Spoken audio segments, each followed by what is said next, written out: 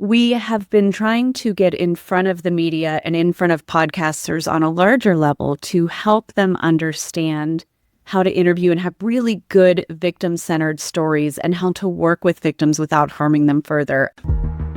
At the center of this tragic story are 4 innocent victims whose lives were mercilessly cut short: Madison Mogen, Kaylee Goncalves, Xana Kernodle, and Ethan Chapin. The news of Brian Kohberger's plea deal sparked mixed reactions among the victims' families. Members of the Goncalves family expressed their frustration and disappointment with the deal, saying that the lack of a trial failed their family. Others, such as the Chapins, supported the deal, believing that it spared them from having the trial hanging over the heads of friends and family. At Kohberger's sentencing, families were given the space to make their voices heard at the Idaho 4th District Court. Madison Mogen's stepfather, Scott Laramie, described the pain and grief felt by his loss. First, we felt disbelief. Next, we felt disorientation. Then we felt grief overcome us. Our grief is compounded even more for the Goncalves, Kernodle, and Chapin families. We speak of hope and healing, and we do have hope and some healing. But the vast emotional wound will never fully heal. Madison Mae Mogen, better known as Maddie, was 21 years old. She was a marketing major at the University of Idaho and a member of the Pi Beta Phi sorority. While in college, Maddie studied hard and made the dean's list every semester. She also had a notable work ethic outside of school, where she ran a social media campaign for the Greek restaurant at which she worked. She is remembered for her beautiful, bright smile and her ability to make those around her laugh. Members of Kaylee Goncalves' family, including her sister Olivia, her father Steve, and her mother Christy, spoke to the murderer directly at the sentencing. I'm not here today to speak in grief. I'm here to speak in truth. Because the truth is, my sister Kaylee and her best friend Maddie were not yours to take. They were not yours to study, to stalk, or to silence. They were 2 pieces of a whole, the perfect yin and yang. They are everything that you could never be. Loved, accepted, vibrant, accomplished, brave, and powerful. You're not worth the time, the effort to be remembered.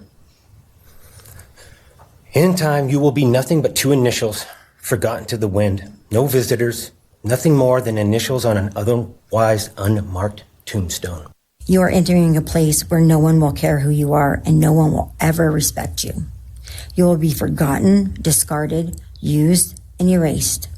You will always be remembered as a loser, an absolute failure. And when those prison doors slam shut behind you, I hope that sound echoes in your heart for the rest of your meaningless days. Kaylee and Maddie weren't just best friends, they were sisters. Kaylee was 21 years old. She majored in general studies at the University of Idaho and was a member of the Alpha Phi sorority. She was eagerly looking forward to a post-graduation trip to Europe that she was set to take the following year. After college, she had hopes of becoming a teacher. Her charisma and outgoing nature led her to touch the lives of many. She is remembered for her kindness and the happiness she spread. Members of Xana Kernodle's family, including her mother, Cara Northington, and her stepfather, Randy Davis, also spoke directly to the murderer while speaking about their faith. Inevitably, you will stand before our Lord and will have to answer to him over the sins you have committed in murdering our children. I'm not going to share memories of Xana or any more of the goodness of her with you because I do not want that to be in your head. I don't want it to be in your head. You don't deserve that. You don't deserve our good memories that we have. I want to just be out in the woods with you just so I can teach you about loss and pain. I love God. I wouldn't take your life. That's up to him. But I guarantee you, you are weak. God, I would just give a moment, man, 5 minutes out in the woods. Oh, man. Ooh. You're going to go to hell. I know people believe in other stuff. You're evil. There's no place for you in heaven. You took our children. Xana Kernodle was 20 years old. She was a marketing major at the University of Idaho and a member of the Pi Beta Phi sorority with Maddie. She loved her dog, enjoyed going to concerts, and most importantly, spending quality time with her friends and family. She is remembered for her positivity, her welcoming nature, and her ability to lift the spirits of those around her. While the family of Ethan Chapin did not attend the sentencing, they took to social media to share some of their thoughts. Finally, thank you, Ethan. You were only with us for 20 years, but you touched the lives of so many people. From the time you were a baby to when we dropped you off at college, you were an absolute joy and the glue that held our family together. We remember your smile, your laugh, how you kept us in check, and the many ways you brought happiness and light to any situation. There will never be another you. There would never have been enough time with you. We love you, miss you, and promise to continue honoring your legacy. Ethan Chapin was 20 years old. He studied recreation, sport, and tourism management at the University of Idaho and was a member of the Sigma Chi fraternity. Ethan was a triplet and shared an incredibly close bond with his sister Maisie and his brother Hunter, both of whom also attended the University of Idaho. Before Ethan and Xana began dating, they were friends. Ethan is remembered for his athleticism, his carefree spirit, and his love for life. In shocking cases such as these, we must focus on the lives and legacies of those who were taken too soon, not the monsters who took them.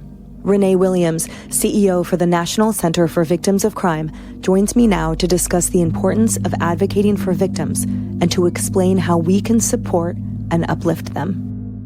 Now, Renée, the murders of Madison Mogen, Kaylee Goncalves, Xana Kernodle, and Ethan Chapin happened in Moscow, Idaho, a small town.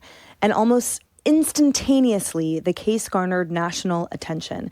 So for families and communities who are processing grief, the media attention can be daunting.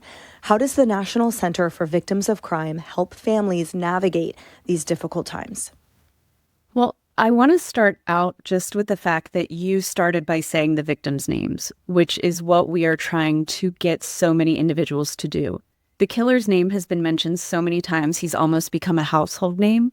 I've barely heard anybody say these victims' names, so thank you for starting with them, first of all.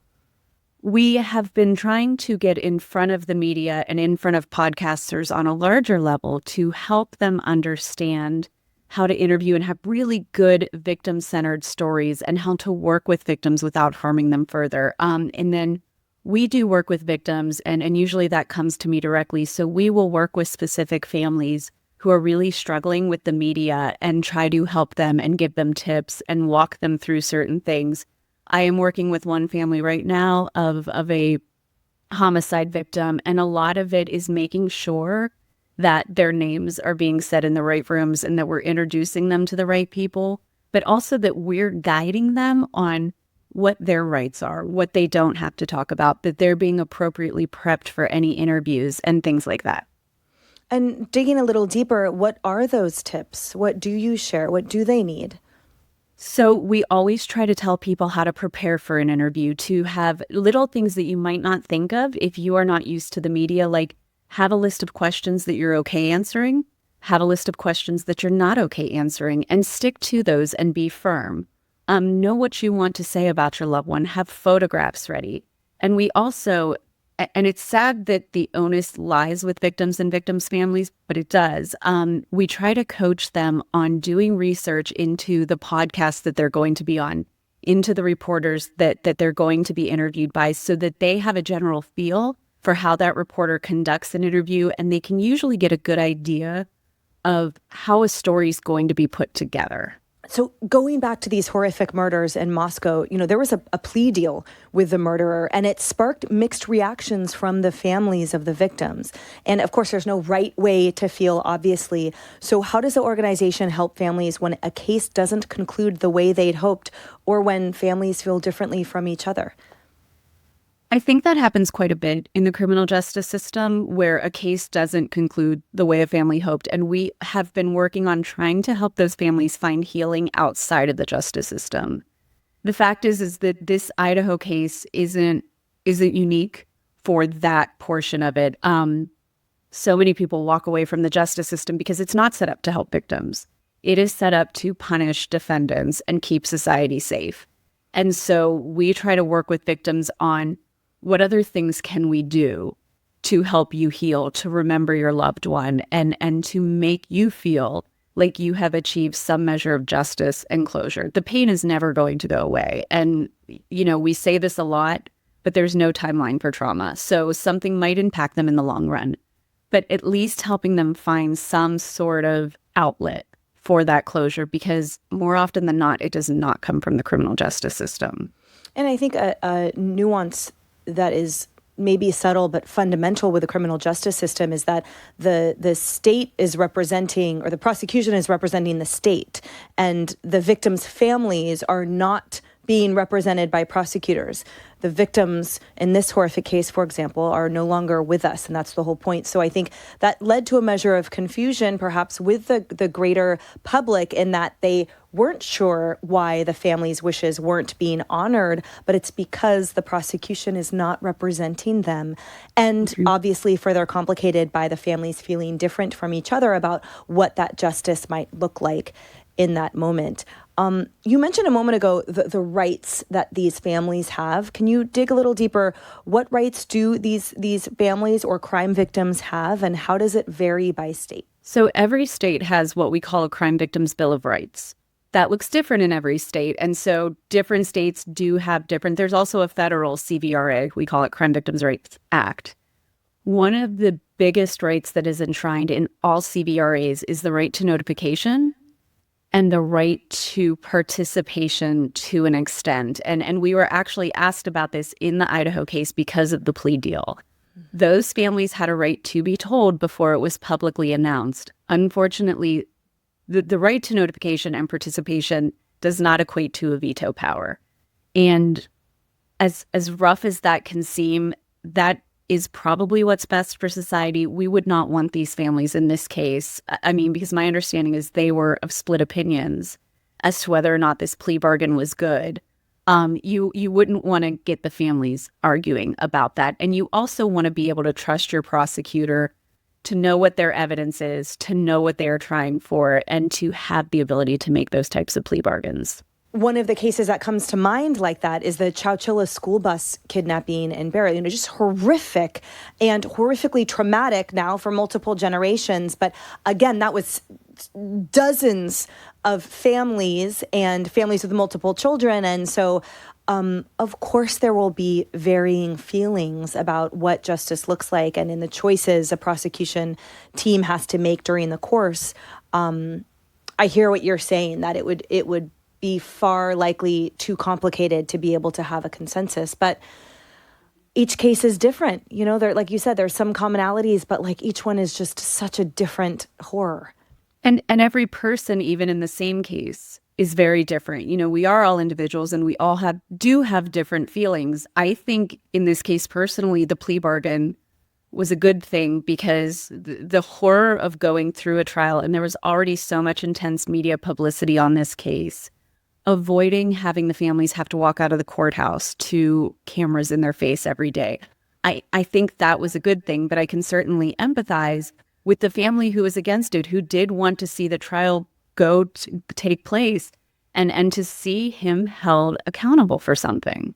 Well, may I ask you, given your vast experience with victims' families and having them navigate the criminal justice system and trauma, what did you make of the fact that the plea deal did not require an explanation of sorts? Now, the prosecution during the sentencing made the oral statement that the reason, or the judge, it was the judge that said, it doesn't matter per se because we can't believe this killer's words anyway. But it still, that it removed the choice from the families of being able to make the call whether they believe that individual. And some of them argued that a very huge piece was missing and will forever be missing from their process of closure.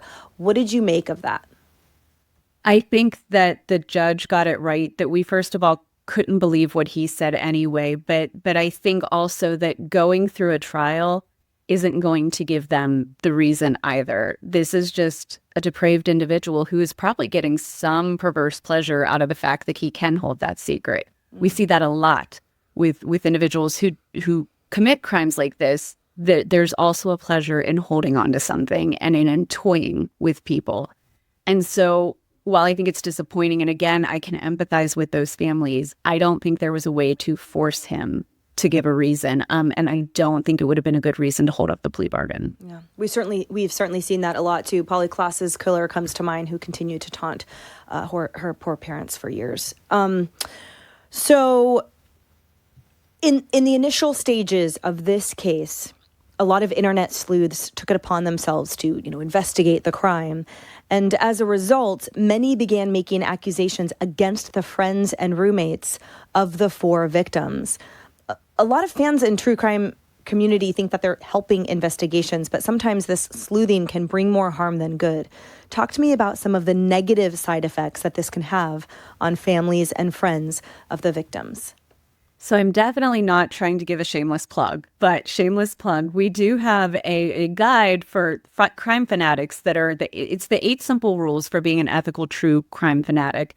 And one of the things we touch on is actually respect boundaries and know that you're not an internet sleuth. So you can tie up phone lines. Too many leads can be a bad thing if you don't genuinely know what you're talking about, frankly. But for the victims, it's also harmful because we tend to judge them from a computer screen. And this is what we see a lot. And we tell the individuals we help all the time, do not go in the comments section.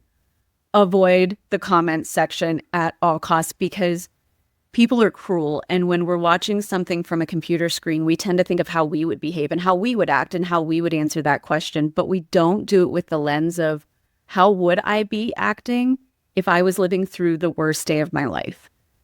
And we miss that. So a lot of times families will appear and they haven't slept for 48 hours. They're probably wearing the same shirt for 3 days. Their hair is not done. And they are having trouble forming a complete sentence because the amount of trauma and pressure is just so compounding them that we can't even begin to understand it, but we still feel comfortable making judgments. And I think when victims' families see that, when false theories start to spew, that can really ruin somebody's life. We saw that happen. I'm in Maryland, and we saw that happen here in Maryland with a case with, hold on, I'm blanking on her name. Yeah, no problem. Not live. Rachel? Do you remember who is Rachel? The angel, the angel victim? No, the mother of 5 that was killed by the illegal immigrant. Yeah, Moran. Rachel Moran? Catherine's double checking it. Rachel Moran. I think that's who I'm talking about. Familiar. I mean, that sounds right. We'll go with it and just give me a thumbs up. Rachel Moran, she says. Okay, Rachel Moran. Yeah. So we saw that here in Maryland with the Rachel Moran case. Her boyfriend was immediately accused. And it's ruined his life, I imagine, because there were so many theories and people automatically pointed the finger at him, and it couldn't have been the furthest things from the truth. So he's here mourning the death of the love of his life, mourning the death of his girlfriend, and people are automatically assuming it's him and saying it loudly. Okay, so you mentioned the rules. Tell us the 8 as they stand. So the first one is the very simple premise that there is no such thing as victimless true crime. And that's just to remind everybody that if you're watching a true crime story, we don't really get intrigued by the financial scam stories. There'll be a couple, but that's not what's stealing the headline. We only really get intrigued by cases that have victims. And so it's just a gentle reminder to everybody that if you're really into a true crime story, chances are there's a victim involved and that victim's a real person. The second I already said, and there's no timeline for trauma. And that simply means it doesn't matter if a murder happened 30 years ago. You never know how trauma is going to trigger you as a human. And so be kind and be gentle to the victims that are involved in that story, because no matter how long ago it was, it can still impact them. My personal favorite, number 3, is investigate, investigate, investigate. And that is because as true crime aficionados, we look into everything. We are suspicious. We like to, I am, frankly, online dating, and I will pull a man's fact sheet before I go out with him. I dig in. The one thing nobody seems to investigate is the true crime they consume. So is the podcaster that you love or the true crime show you like, did they involve victims? Did they harm victims? Why are we even listening to them in the first place? So really have an understanding of what you're listening to and if it's ethical. The fourth is require the presence of victims' voices. Do not listen to a podcast if it is not every so often really featuring a victim, and if they can't say that they've spoken to the victims to decide if they wanted that story to go forward. The fifth is do no harm. And we kind of talked about that already. You don't need to have an opinion. Avoid social media. People don't need your opinion when they're going through the worst moment in their lives. And similar to that is respect boundaries, and that is number 6. 7 is don't fall victim to true crime, and that's an important one, I think, for everybody to consider. We know there's a phenomenon called vicarious trauma, and it's when you absorb so much trauma, you begin to behave as if you were traumatized yourself. I see it with my team at the National Center quite often. We put a lot of self-care in. We know that it happens with police. We know that it happens with beat reporters who cover true crime. Interesting phenomenon is we're starting to see it with people that consume true crime too much. So they're just absorbing so much that they're showing signs of clinical depression, and things like that. So it's an encouragement to any true crime fanatic to know when they've had enough and to have the courage to step away from it and give themselves a break and be very aware of their own feelings. And then the 8th is turn your interest into impact. And we like to say, there are billions upon billions of dollars being made on victims and victim stories. And so we just encourage folks to get involved in local victims orgs, find ways they can help, donate to victims organizations. If you are watching these shows, know that money is being made off of them, and some of that are your dollars. So make sure that you're turning some of that interest into help. Fantastic. That's it. I think they're simple. We tried to make them simple. Renée, I understand that the National Center for Victims of Crime experienced some budget cuts recently. Can you talk about what services are at stake and how the organization has been working with legislators to make sure the victims have access to the resources they need, or what alternative resources you might be looking toward to fill this gap and make sure victims' families are taken care of? We did experience some cuts in April, and the great news is our most crucial program, well, what I view as our most crucial program, which is Victim Connect, our hotline, which is 24/7, completely free, completely confidential. That was one of the services that was cut initially. That was restored. The Department of Justice restored it within 2 days. There was no service loss, which was wonderful. We are a little worried about our partners in the field, because we do know of other services that have been cut. But as of right now, our services have, for the most part, been restored. We've still lost a couple of smaller programs, but our understanding is that the appeals are going well for some of our colleagues, and that the Department of Justice is being very fair in their reviewing of each grant as we move forward. And how can listeners help with that? From my tiny slice of the pie, it seems to me that oftentimes local pods and molecules are so much more effective than national anyway, right? Someone far away sometimes feels far to have impact. So talk to us about how listeners can help, or what that local level looks like for them too. I think that people have so much more power than they realize. And so any listener can pick up the phone. And I did not know this until recently. You can call your senator, and somebody has to pick up the phone, and they have to take down that note. And so you can be calling your local representatives. And I want to be very clear, this is not a political issue at all. NCVC is nonpartisan, but crime victims in particular have really always enjoyed the support of both parties strongly. And so it doesn't matter what side of the aisle you sit on. You can call your representative and say, hey, I'm concerned about funding cuts to victim services, especially if there are programs in your area, like Oklahoma took a very large hit. And so we have been working with some of those representatives to try to shore up those services. But calling your legislators matters more than I think people give it credit for. We still live in a democratic society, and they do want to hear from you, and they want to know how they can better serve you. And they have whole staffs that will do that. And so regardless of where you sit on the political fence and regardless of who your representative is, they want to hear from you, and you should absolutely call them. And if you're worried about victim services, and if you do a little digging and realize a program in your neighborhood or your area got cut, let your representative know that you're concerned. Yeah. Renée, thank you so much. I just want to give you another opportunity to just give any final thoughts on the victims' families as they remain in Moscow, Idaho, for listeners moving forward.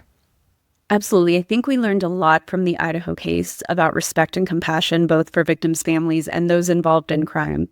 And so this will undoubtedly happen again. And so I just want to remind everybody that the next time it does happen, keep in mind that everybody involved is a human, and they deserve respect, and they deserve your compassion, and they are going through the worst moments of their lives, and treat them with the dignity and respect that you would want if you were in the same position. Renée, thank you so much. You're such an incredible advocate for these oftentimes really passed over, although so very fundamental, and the whole reason that we are all here when we talk about not letting these things happen again and equipping ourselves with information and lifting up these lost and stolen voices. This is exactly who we should be focusing on. So thank you, as always, Renée Williams. Thanks, Emily.